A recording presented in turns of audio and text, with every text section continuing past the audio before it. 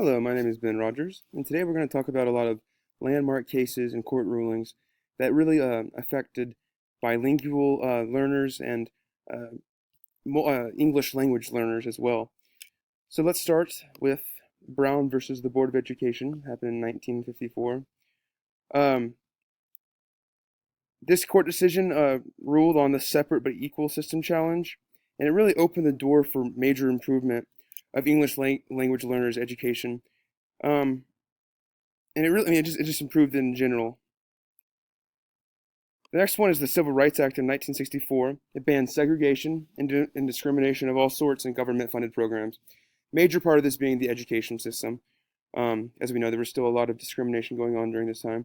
Much like the Brown versus the Board of Education, further appealed the door for English language learners with legislative acceptance of money for minority groups in the U.S. into public education. So it really did help out quite a bit.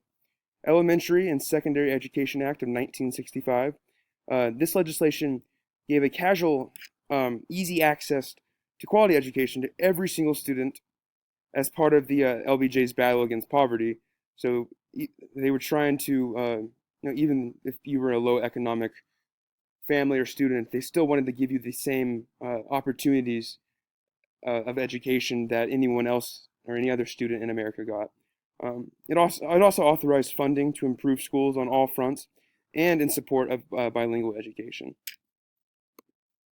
Next is the Tucson Conference of 1966. The Tucson Conference was a gathering of like-minded language minority educators and politicians that would begin what would be known as the bilingual movement. Series of laws, acts, and court decisions that would pave the way for expansion of bilingual education. So it really opened a lot of doors, the Tucson Conference. It happened after the Tucson Survey, which concluded that the monolinguistic system in the 5-state region of the United States Southwest was severely impeding the academic success of Mexican American students.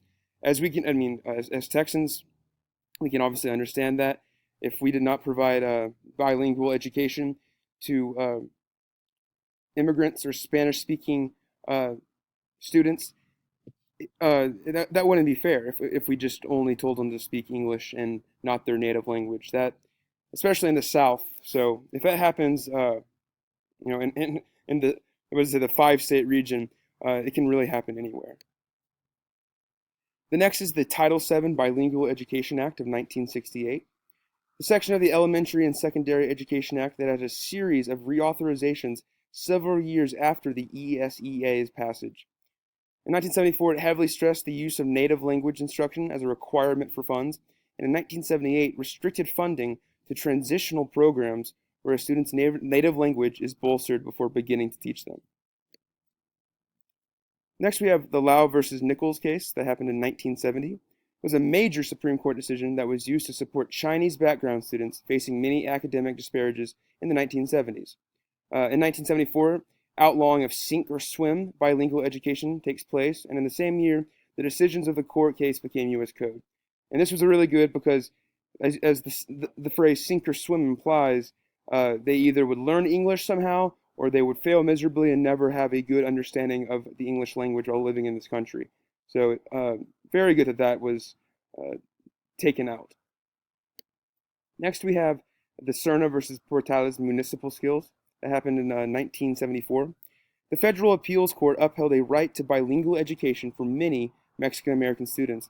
It also greatly improved many academic opportunities for LEP students by declaring it unlawful for a school administration to discriminate on the basis of surname or family name. In 1976, we have the California mandates of the bilingual education. And I think that might be a typo. It's supposed to be in 1976. Sorry about that.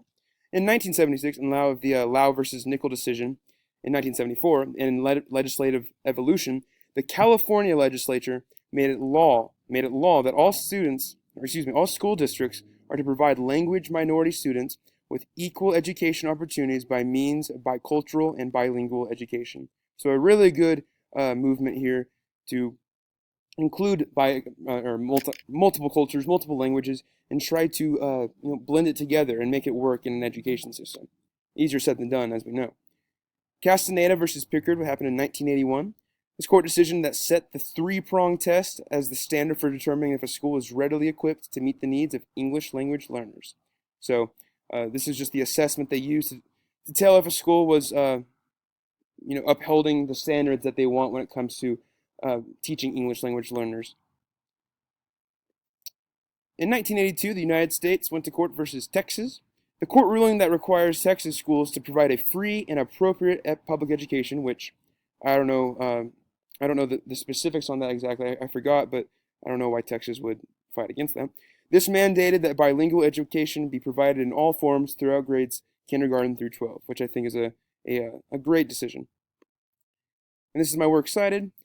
Thank you for listening. There's a lot of things that have happened over the course of the past 40, 50 years that have really influenced the state of bilingual education and English language learning education, because there's a lot of obstacles to overcome, but and even 50 years later, 40 years later, we still have problems with it. But as you can see, we've made many improvements over time, and hopefully we can continue to do that in the future.